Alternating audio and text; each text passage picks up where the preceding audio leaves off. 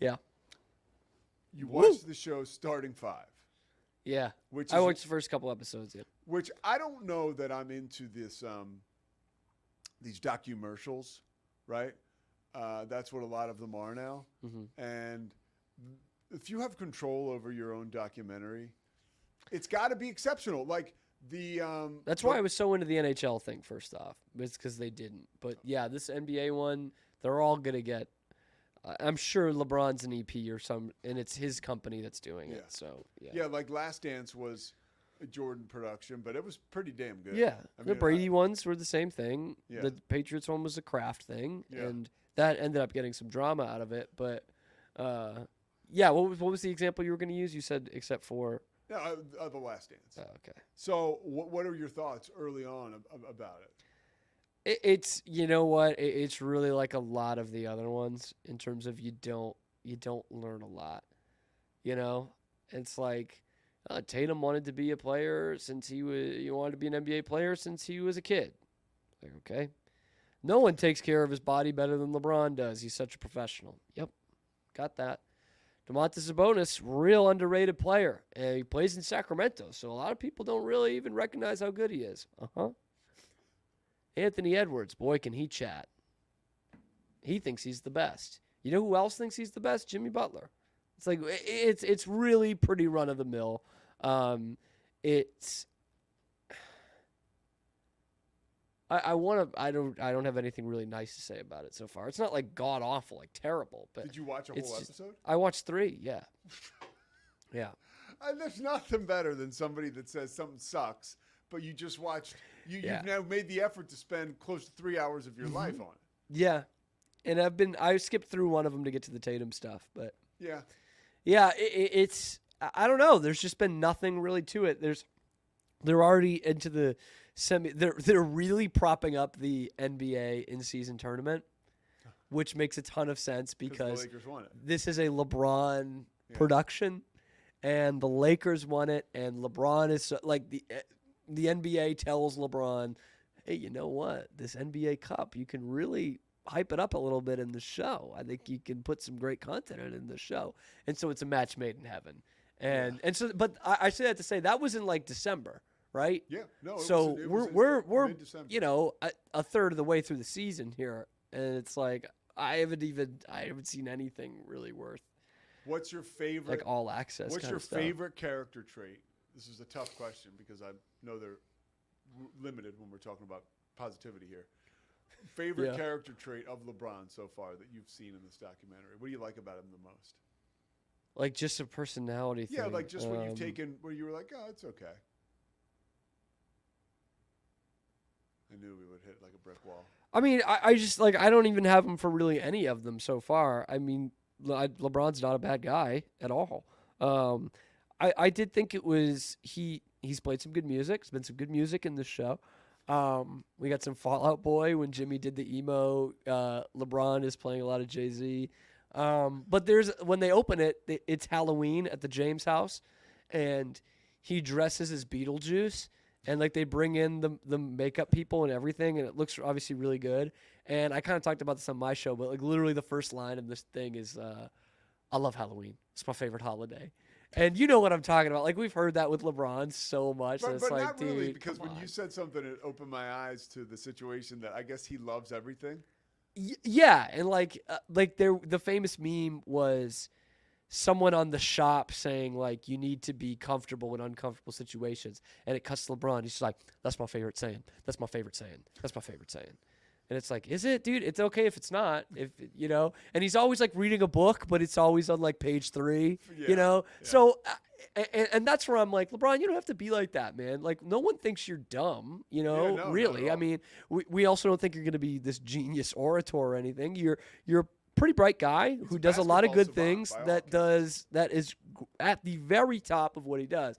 But anyway, he does Beetlejuice, and he actually does lines that Beetlejuice uses in the movie. Like he says, oh yeah, I've seen this movie like 100 times, and you're like, okay, whatever. And then he actually does do like 3 or 4 straight lines of dialogue that Beetlejuice does. And they do it side by side, and I'm like, okay, this is actually something LeBron does like. You know what I mean? He's not just reading The Art of War because there are cameras around. Like this is actually a movie that LeBron likes. I appreciate that. So that seeing that was already like, okay, LeBron, this is good. You don't need to pretend anything. We love that you love Beetlejuice. So, all right. I guess that was it. There was an authentic side there, I guess. Okay. What else are you watching right now? That's the thing. I've been struggling. I finished the NHL one. Did you finish the Menendez boys? I'm not going to finish the Menendez one. I think I'm giving up on it. Okay. I'm giving up on it, and I think they're guilty. But you can't have everything in life. So does the show. The show thinks they're guilty too. Yes, and now there's a big wave of sympathy, which I understand why that's there. But I don't know. I don't know. It's a tough situation, obviously. The Netflix show makes Leslie Abramson out to be someone who was taken by the charm of these two boys and was almost like hoodwinked by them. Like she really believed them and believed in them. And she's probably too smart for that in real life. Well, yeah.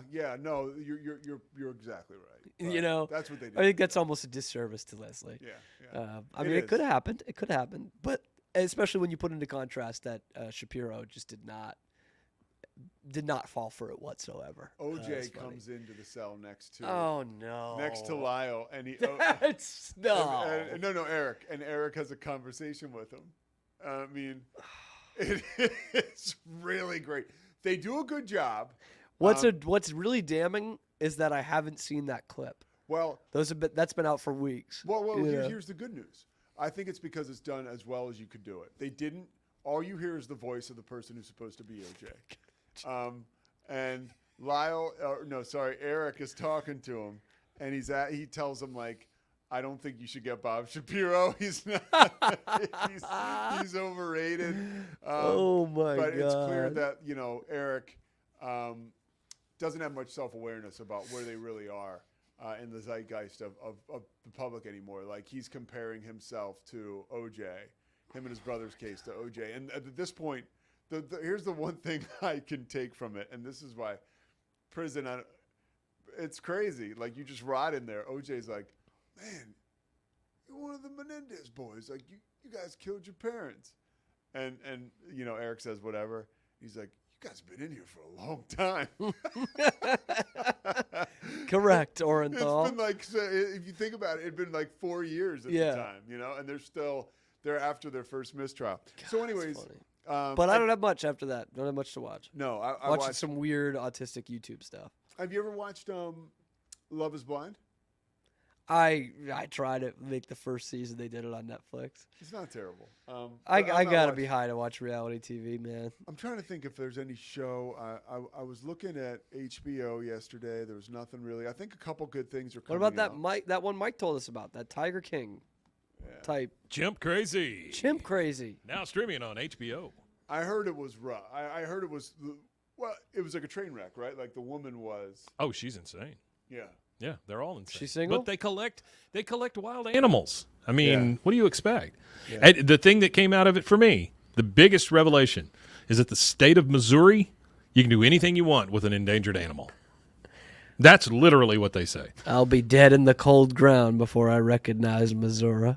Uh-huh. It's a great Abe Well, that's Simpson because line. of all the monkeys running around there. All right. So, all right, Cam, here's one thing I wanted to talk to you about. I know you don't want to talk about it, but we have that show we're taping tomorrow, Inside the 12. Oh, yeah, you can ask me stuff. I'm preparing for it, and you get prepared, and I go through all the different, you read everything, local articles, and you watch all the press conferences. And the one thing I watched was Joey Maguire actually talking to our boy, Smokey. He's going to be on the Mosley Show today, by the way. Okay, he's going to be on the Mosley Show today, ESPN Central Texas.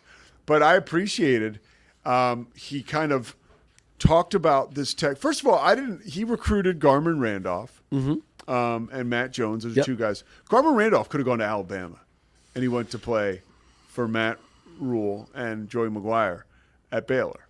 And then Matt Jones, of course. I saw Matt Jones at CVS last night. Really? Awesome dude in a sense that he's at CVS. He's by himself, like just like handling his business. I love that. You know, That's great. Yeah. no. Hold on. As you get higher up the food chain, athlete wise, There's more stuff that's done for you. well, they just don't go anywhere alone. Yeah. Like, That too. like Yeah. it's not like they just can't go anywhere by themselves. And so I was like, oh, that's cool. You know, I told Darby Brown one of my best ones was when I saw what's his face that's at Utah now, Caleb Lohner. I saw him at Palm Beach Tan. Yeah. Just getting his tan on, baby. Hey, I mean, I think, dude, look, better him than me. I was in there because I got a local TV show or whatever at the time. You know, he had an ESPN game the next night. I get it, dude. It's the middle of winter. It's tough. Come on, Caleb. I totally get that. And he always looked normal. So Dude, when I was in college, I saw a Baylor basketball player, Jake Lindsey, whose dad ran the Jazz or the Rockets. Jazz. One of them. Jazz, right? Yeah. And he was, it was Halloween. And me and my friends are going through the Chick-fil-A drive-thru at like 8 o'clock at night on Halloween night. And we could see in the window, Jake Lindsey was just there alone, just eating chicken nuggets by himself. And like, I wouldn't say he's a big superstar or anything, but to your point of like, you don't often see them No, you alone. don't. He's just sitting there alone eating Chick-fil-A. What's your biggest Baylor like celebrity Ooh. like that you've seen in public? Something Just randomly? notable or outrageous that they've been doing? Oh. Did you go to the bar? What's it called? The one Scruffs? yeah. Love Scruffs. So There might have been one or two things I've seen in there from Baylor athletes that I can't talk about. You don't have to say the player. What did you see? Some recreational activity that has to do with house Oh. keys in the bathroom. Oh Yeah. boy, I don't want to talk about that. Let's not go there. Yeah. So it's some of that. I almost ran into Art Briles once when I was a freshman. Oh, Like really? he used to run around campus all the time, and I just wasn't paying attention coming around a corner, and he almost leveled me. Really? Yeah. I bet he I had respects you I had because you're a out running. I had a class with Laquan McGowan. You remember him, the 400-pound tight end? No, I love He this was stuff. he was a guy who played like guard or tackle. He was 6'6", 6'7", 400 pounds. And Art would put him out at tight end. He caught a touchdown in the Cotton Bowl. He caught a couple touchdowns the next year, which was my freshman year. And he was in chapel with me. And so chapel's required at Baylor. Yeah. And there was like almost like a handicap section right by one of the exits. And it was just like the squared off area up to the wall, and it just had a folding chair there, and that's where he would sit because it was an auditorium and he couldn't fit in the rows. He was 6'7" and 400 pounds.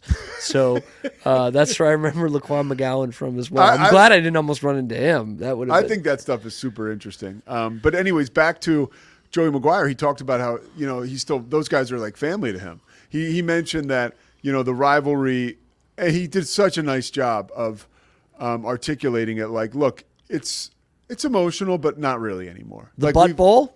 Huh? The Butt Bowl? Is that what it's called? The Butt Yeah, Bowl? BUTT. The helmets. Yeah, he says it doesn't Butt mean Bowl. as much to him anymore because just from an emotional, I used to coach at Baylor standpoint. Right, He's right, like, last year was pretty emotional coming back there. His son was a walk-on quarterback at Baylor. He said, and his son now is with the, I think the 49, no, Nebraska. He's a quarterbacks coach at Nebraska. with Rule. Yeah, that's pretty cool. But he mentioned that this team that he has at Texas Tech is like that Baylor team in 2019. Yeah, 19. It looks a lot like They're it. Yeah. starting to get those breaks. The guys are starting to play. You've got like Taj Brooks, who's starting to play so well. They have receivers that are stepping up. The ball, like we say here, is bouncing their way. And I will bet if there was a follow-up to that, and I wish I was on this Mosley interview. He did it during my show, so I didn't get to do it. I would love to have asked. His team's last game against Arizona was very similar, and I said it at the time while watching it to nobody in particular, to the game Baylor had in 2019 against Oklahoma State, where it was one that they kind of felt good about the whole game, but they weren't pulling away, and is on the road both these games, and then they just made one or two plays at the end of the game that just put it to bed. They were up, I think, 18-3 against Arizona. Arizona came back, made it a one-score game, and Taj Brooks just kind of killed the game off by himself and had a 20-some-odd touchdown run. Game's over. Yeah. JaMychal Hasty did that. Now Patriot did that at Oklahoma State in that similar game. Yes, it very much feels like that 2019 team. Like, you look at the roster, or excuse me, the schedule. They haven't really beaten anybody yet, but they're 5-1. They're undefeated in the conference. I think there's a good argument for them to be ranked. They're not, and they're coming off a bye week. And I just think they're a better defensive team than most people thought, much like that 19 Baylor team was. They run the heck out of the football, and because of that, they have a quarterback who can really manage things. Baron Morton has kind of found his sweet spot now of him not exactly the gunslinger that they thought he was going to be coming in, but he can manage a game pretty well the same way Charlie Brewer could. He can get out of the pocket a little bit like Charlie Brewer could, enough that you got to respect it. There's a ton of similarities there. Okay, one last thing because I know you got to go. Yeah. Did you see the Mike Gundy story? No. He didn't have. He was on Zoom. He was on Zoom yesterday. Does this happen Happened yesterday? So I didn't yeah, see it was that. yesterday. He was on Zoom for. This is another thing I came across getting ready for the show. He was on Zoom for his weekly press conference with no camera on. He said he got headbutted by one of cattle that he owns during the bye week, and his eye is bloodied, and it didn't want to be something that he wanted people to see on camera. And really, at this point in time, he was having trouble even being on his feet. So it's questionable how much he'll be contributing to their game planning this week. Well, it won't be much different from their game planning the last few weeks if you're looking at Oklahoma State.